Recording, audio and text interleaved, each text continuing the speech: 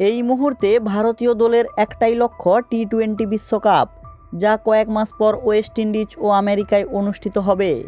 এবার টি-20 বিশ্বকাপে কিছু সিনিয়র ক্রিকেটারকে খেলানো কঠিন বলে মনে করা হচ্ছে, যারা 15 বছরের বেশি সময় ধরে ভারতীয় ক্রিকেটকে শাসন করেছেন।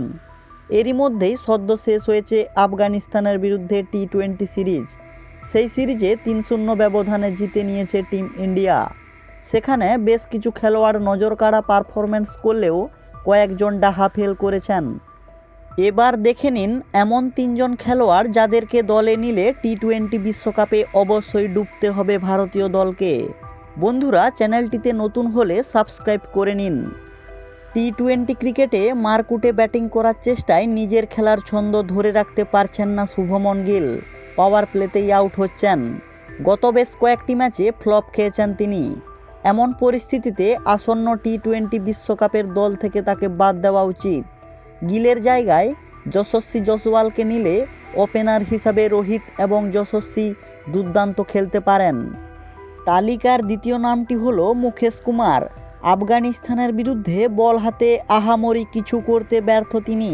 আফগান ব্যাটাররা 10-এর বেশি গড়ে রান করেছেন তার ওভারে। শেষ ম্যাচে একটিও উইকেট পাননি তিনি। এমন পরিস্থিতিতে টি-20 বিশ্বকাপ দল থেকে তাকে বাদ দেওয়া উচিত। মুকেশ কুমারের জায়গায় বুমরা বা সিরাজ বোলিং করলে ব্যাটসম্যানদের সমস্যায় ফেলার ক্ষমতা আছে, যা মুকেশ কুমারের মধ্যে দেখা যাচ্ছে না।